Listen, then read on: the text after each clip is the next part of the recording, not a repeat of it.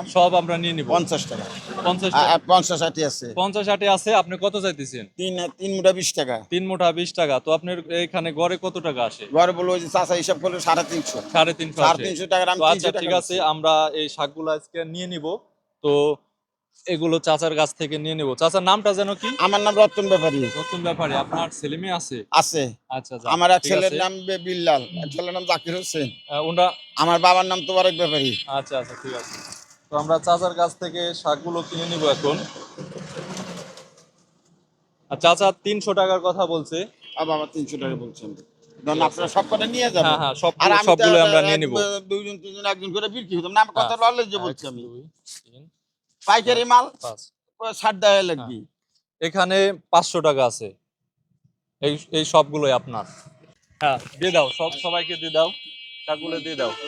হ্যাঁ চাচা আপনিও নেন, 3 মুঠা নিয়ে নেন। হ্যাঁ নিয়ে নেন। হ্যাঁ এগুলা এগুলা আপনার। দেখো আর আর কাউকে পাও নাকি? ওই যে একজন আসতেছে, জাফারি দেই, আর গুলো আপনি নিয়ে যান। আয় আয় আয় আয়, সামনে তো সর। চাচা এদিকে আসেন। হ্যাঁ দিয়ে আসো, দিয়ে আসো, সবাইকে দিয়ে আসো, যাও। হ্যাঁ। তো চাচা আজকের মতো আসে, হ্যাঁ ভালো থাকবেন। আসসালামু আলাইকুম।